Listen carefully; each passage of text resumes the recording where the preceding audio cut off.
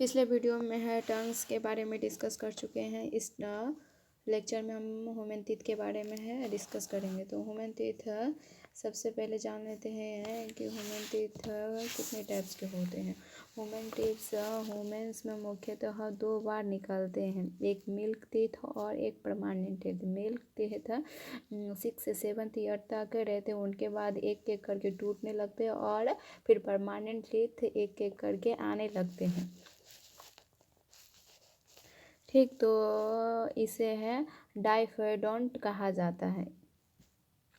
Human डाइफेडोंट होते हैं क्योंकि वह उनके लाइफ में 2 बार टीथ निकलती है।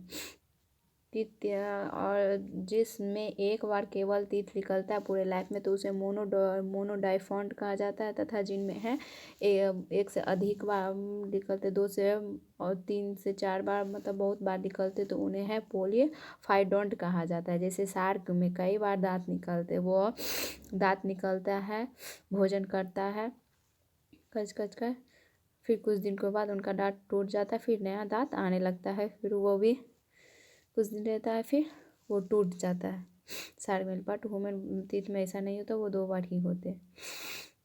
तो चलिए एडल्ट टीथ के बारे में हम जानते हैं। एडल्ट टीथ कितने प्रकार के होते हैं, उनका स्ट्रक्चर कैसा होता है। ये तो सभी को पता है कि टीथ जो पे अटैच होते हैं, जो के मसूड़ पे, जिन्हें गम कहा जाता है, उन पे अटैच होते हैं। तो पहले हम लोअर जो बना लेते हैं, उन पे टीथ का स्ट्रक्चर बना के तब बताते हैं कि उन कितने टाइप्स के होते हैं। लोअर जो में टीथ बना दिए, तो ये इनको आधे पार्ट में डिवाइडेड कर लेंगे। आगे का सबसे जो 4th टीथ होता है, उन्हें इंसाइजर कहा जाता है।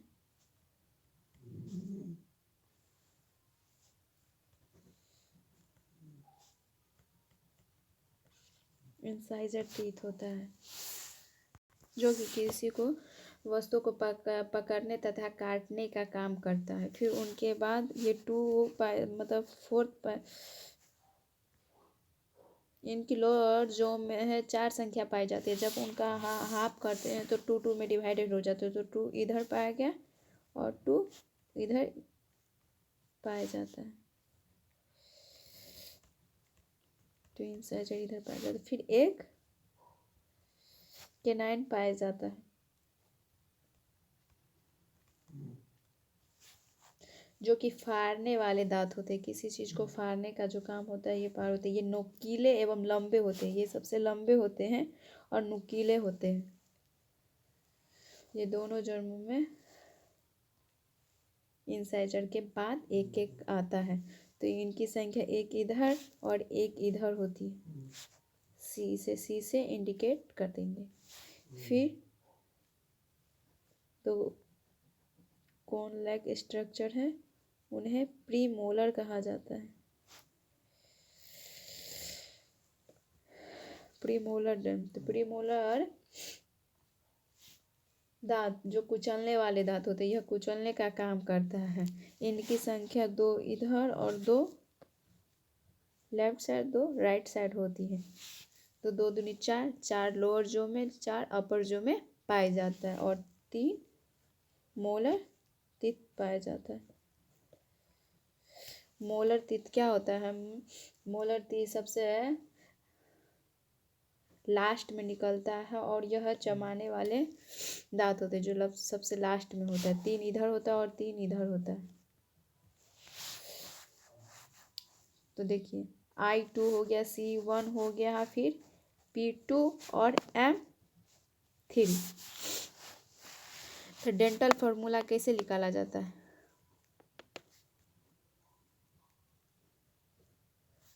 डेंटल फॉर्मूला जैसे है, सबसे पहले इंसाइजर दांत तो टीथ आता है, तो आई से इंडिकेट करेंगे 2, 2, फिर C है कैनाइन, तो 1, 1 है दोनों तरफ, तो 1, 1 से, फिर P भी 2 और 2 है, और फिर M3 है।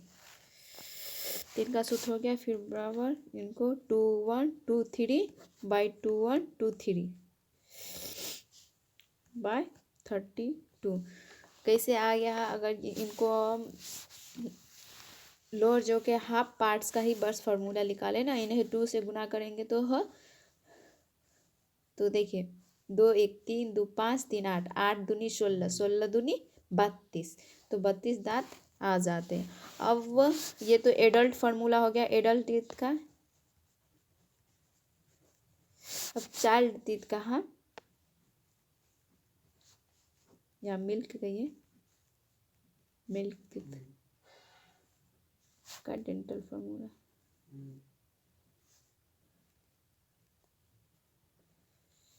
उनमें क्या होते हैं इंसाइजर, तो पाई जाते हैं। इंसाइजर हो गया 2, कैनाइन भी एक एक पाया जाता है। लेकिन क्या होता है ना, प्रीमोलर आते ही नहीं है। मिल्क टीथ में प्रीमोलर निकलता ही नहीं, इसमें प्रीमोलर नहीं होते थे, इसमें 0 कर देंगे प्रीमोलर में। और एम में क्या होता है, एम में 2 ही मोलर टीथ निकलते, लास्ट वाला मोलर टीथ नहीं आता है, मिल्क टीथ में नहीं निकलता है, तो इसमें 2 2 तो इंडेंट कहता है चाहे मिल्क टीथ का डेंटल फार्मूला 2102 आता है। तो याद रखिए एडल्ट डेंटल फार्मूला 2123/2123 है, और child milk teeth dental formula 2102 होता है। इन्हें देखिए 2 1 3 3 2 2 5 5 को इंटू से 2 से गुना करेंगे तो 10 आएगा, 10 10 20 डाल इसमें आते हैं। तो अब देखिए एक क्वेश्चन ऐसे आता है कि ह्यूमन टीथ में कौन सा मोनोफाइडोंट होते हैं। तो मोनोफाइडोंट क्या होता है, जो केवल अपने लाइफ में केवल एक ही बार आते हैं। तो इसमें क्या है प्रीमोलर, तो चाहे मिल्क टीथ में आता ही नहीं है, एडल्ट में आता है। तो एडल्ट में क्या होगा, ये एक ही बार आता है, तो ये मोनोफाइडोंट हो गया। और लास्ट जो मोलर होता है, लास्ट मोलर भी मिल्क टीथ में नहीं आता, ये एडल्ट में ही आते हैं। जो 18 वर्ष तक के एज हो जाता है वो लास्ट में एक मोलर निकलता है। तो ह्यूमन टीथ में है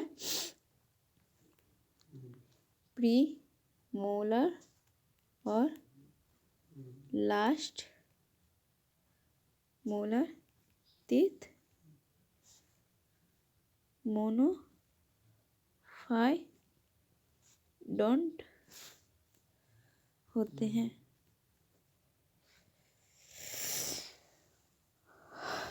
मोनोफाइडोंट होते हैं। ये तो जान लिए कि ह्यूमन टीथ डाइफाइडोंट होते हैं। और ये भी जान लीजिए कि हेटेरोडोंट भी होते हैं, क्योंकि इनमें उपस्थित सभी टीथ अलग अलग टाइप्स के हैं। 4 टाइप्स के टीथ होते हैं ना ह्यूमन टीथ, तो ये भी हेटेरोडोंट कहलाएंगे, क्योंकि अलग अलग टाइप के होते हैं। हेटेरोडोंट। अब ये थीकोडोंट भी होते हैं। थीकोडोंट किसे कहा जाता है, थीकोडोंट इसे कहते हैं जो कि गट्स के अंदर अटैच रहता है। ये बस ऊपर ऊपर नहीं लगे होते, ये अंदर में ऐसे रूट के तरह लगे हुए रहते। इतना पार्ट ये गट्स के अंदर धंसे हुए रहते हैं, और ऊपर वाला पार्ट बाहर दिखाई देता है। तो इसे थीकोडोंट्स कहा जाता है, जो रूट की तरह अंदर से अटैच हुए रहते हैं। अब चलिए हैं सभी टाइप्स के टीथ का स्ट्रक्चर देखते हैं, बुक में है कैसे दिया गया है। तो देखिए इंसाइजर का स्ट्रक्चर ऐसे कोनियल टाइप का दिया गया है, जो कि ये तीनों मोलर प्रीमोलर इंसाइजर एक ही साइज के होते हैं। बट्स केनाइन जो होता है काफ़ी नुकीला होता है तथा लंबा होता है। ये वाला जो पार्ट है ना, ये रूट वाला पार्ट है, ये गट्स के अंदर रहते हैं। ये क्रोन जो है ये वो जो हमें दिखता है टीथ बक्कल कैविटी में, वो ऊपर वाला पार्ट होता है। ऊपर वाले पार्ट में देख लीजिए इनका स्ट्रक्चर ऐसे होता है। केनाइन का इस टाइप का होता है, फिर प्रीमोलर का भी इस टाइप का। केनाइन और प्रीमोलर में ज़्यादा अंतर नहीं है, क्योंकि इसमें इसके रूट में 2 अटैच रहते हैं और इसमें मोलर में ऐसे रहता है, जो कि चबाने वाला काम करता है।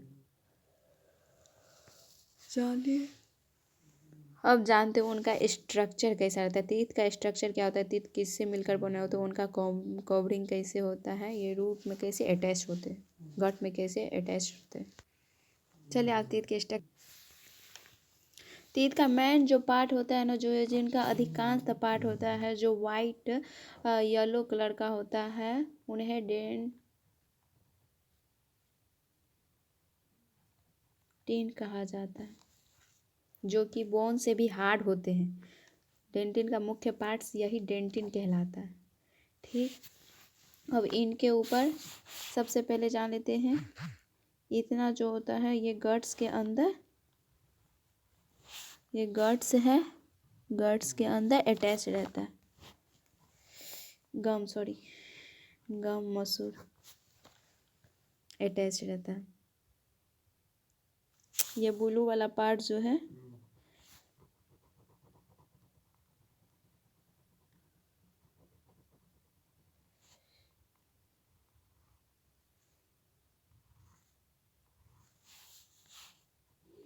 जिसे हम मार्किंग किए हुए डार्क पेन से जो मार्क किए हुए हैं,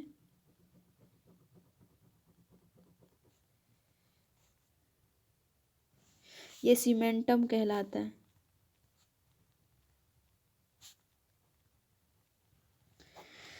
सीमेंटम की सहायता से ही गम्स और टीथ एक दूसरे से मजबूती से अटैच रहते हैं। जैसे सीमेंट जान लीजिए, नॉर्मल भाषा में सीमेंट जैसे है ईंट का जोड़ने, सीमेंट से ही घर मजबूत बनता है, वैसे ही सीमेंटम से ही दांत हमारा स्ट्रांग होता है, मजबूती से अटैच रहता है गट्स में, जिससे टूटता नहीं है।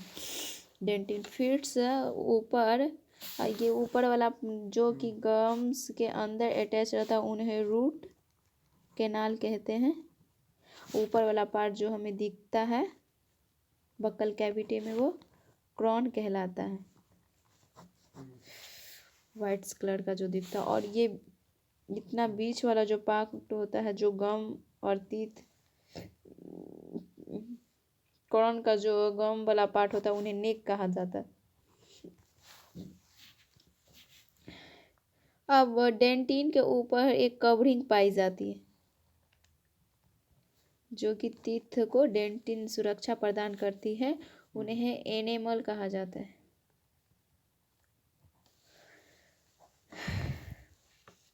टीथ बाहरी कीड़ाओं से, बैक्टीरियाओं से सुरक्षा करती है, एनेमल हार्ड कवरिंग होता है।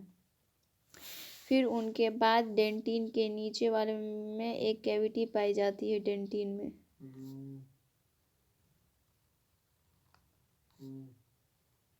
जिसमें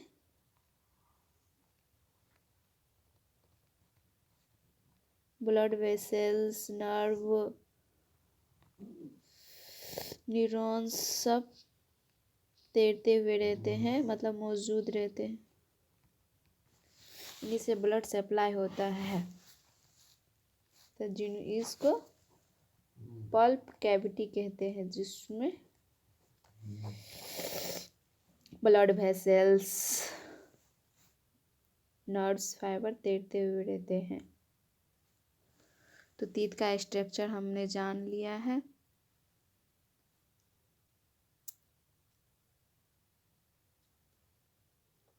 इसमें कुछ जानने योग्य बात है ही नहीं। अब हमारा टीथ खत्म होता है, क्योंकि इसमें टीथ के टाइप्स, स्ट्रक्चर, इनका फंक्शन सब हमने जान लिया है। मिल्क टीथ का डेंटल फार्मूला और एडल्ट टीथ का डेंटल फार्मूला है, सब कुछ हम इस लेक्चर में स्टडी कर लिए। अब अगले लेक्चर में डाइजेस्टिव सिस्टम का अगला पार्ट फेरिंग्स और ओसोफेगस के बारे में डिस्कस करेंगे।